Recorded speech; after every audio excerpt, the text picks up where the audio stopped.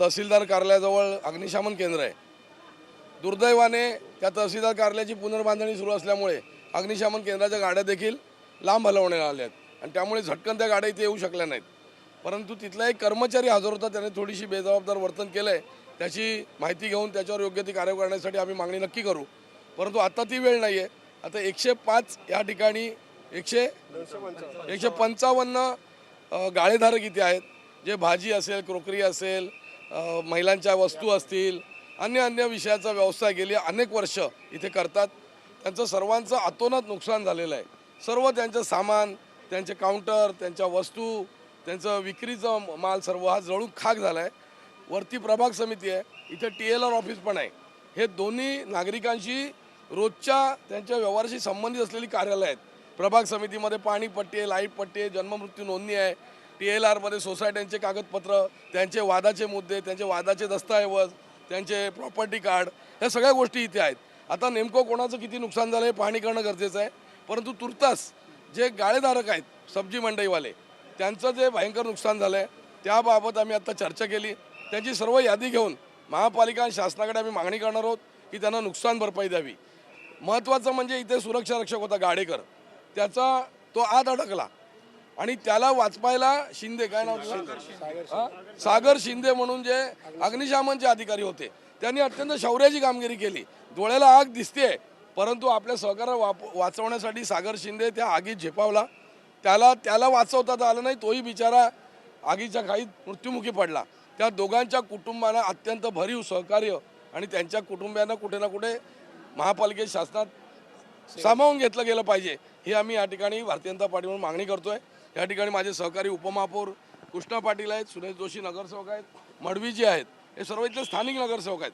लोकांना जी काही मदत लागेल ह्याच्या पुढे त्यांच्या प्रस्थापनेसाठी ती सर्व आम्ही एक सामाजिक सेवा म्हणून नक्की करू, परंतु शासनातर्फे त्यांना सर्व मोबदला मिळावा। आणि ही बाजूला मार्केट आहे, आता कृष्णाजींनी मागणी केली आहे, ते आयुक्तांशी भेटतील। आता यांचा धंदा जो 2-3 महिने बंद पडेल, कारण इलेक्ट्रिक जळले, सर्व जळले। तो या बाजूच्या गावदेवी मार्केटमध्ये आपल्याला त्या ठिकाणी मैदानामध्ये हा जे मार्केट आहे, जोपर्यंत ह्याचं काम पूर्ण होत नाही तोपर्यंत शिफ्ट केलं तर त्यांचं रोजचा काम व्यवसाय तातडीनं सुरू होईल। हा एक योग्य मागणी माननीय उपमहापौरांनी केली आहे, त्याचा आम्ही पाठपुरावा करून ते 100% आम्ही करून घेऊ।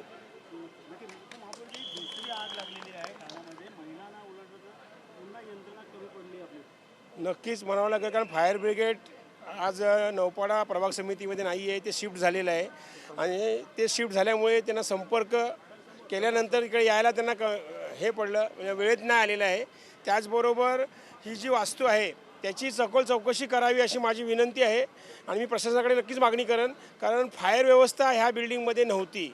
जर नवीन वास्तू 5-5 माळ्याची झालेली आहे तर म्हणजे आपले शहर विकासचे अधिकारी असतील किंवा सक्षम डिपार्टमेंट जे फायर NOC देतात, ते फायर का नाही लावलं, फायरची सिस्टीम का नाही लावली?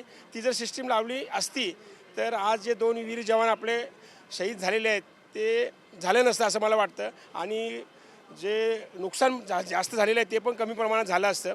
आता काय आग कशी लागली, काय लागली, त्याचं नक्कीच आम्ही मागणी करू की त्याची चौकशी करावी सखोल आणि कशामुळे ही आग लागली ह्याचा खुलासा येईलच बाहेर। आणि त्याचबरोबर ह्या समस्त जे व्यापारी मंडळ आहेत, जे म्हणजे व्यापारी गाळेधारक आहेत, जे आज व्यवसाय करत आहेत, तर त्यांना कमीत कमी 3-4 महिने पुढे व्यवसाय करायचा आहे आणि त्यांचं प्रत्येकाचं लाखो रुपयाचं नुकसान झालेलं आहे। ते नुकसान भरपाई करता आम्ही महापालिकेत, प्रशासनाकडे व राज्य सरकारकडे दोन्हीकडे मागणी करू। त्याचबरोबर तूर्त त्यांना एक दिलासा म्हणून भाजी मंडई ही गावदेवी मैदानामध्ये घेण्याची आम्ही मागणी केलेली आहे त्यांनी आमच्याकडे, तर ती मागणीचा पाठपुरावा करून नक्कीच आम्ही त्यांना तिथे सेवा उपलब्ध करून देऊ।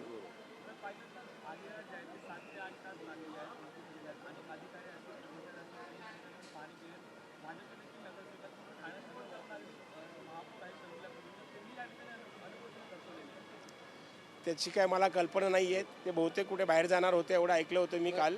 पण त्यांचे त्याचबरोबर सभागृह नेते असतील, आमचे नगरसेवक असतील, तसेच जिल्हा अध्यक्ष लेलेसाहेब आहेत, आता दोन्ही आमदार आमचे आलेले आहेत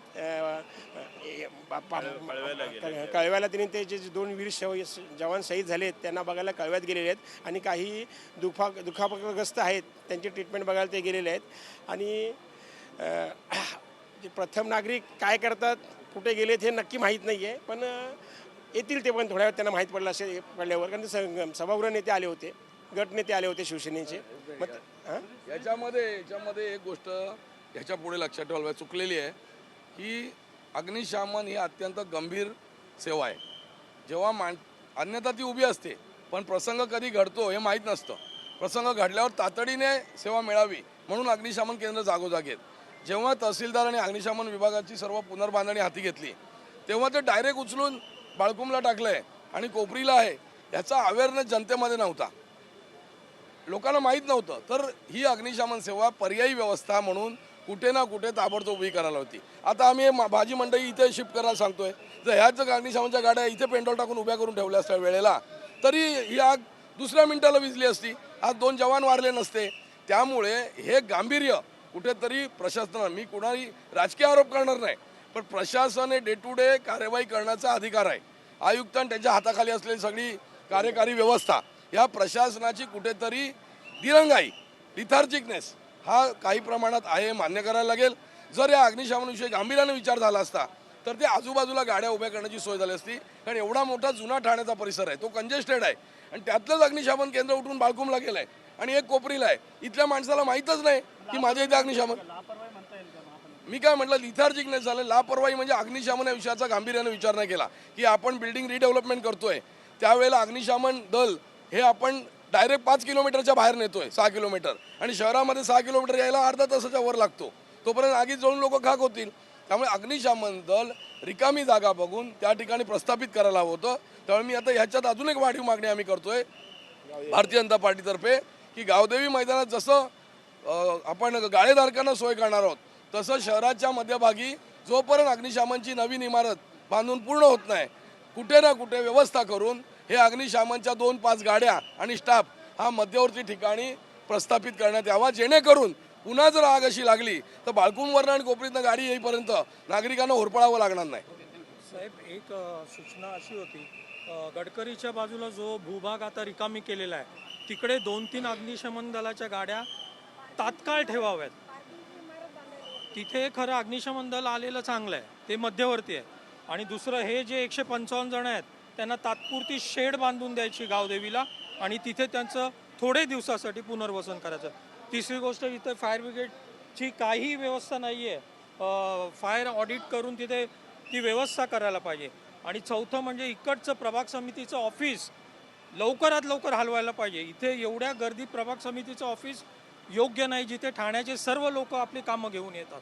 तर हे 4 मी तुम्हाला रिक्वेस्ट करेन की हे 4 पॉईंट व्हायलाच पाहिजे.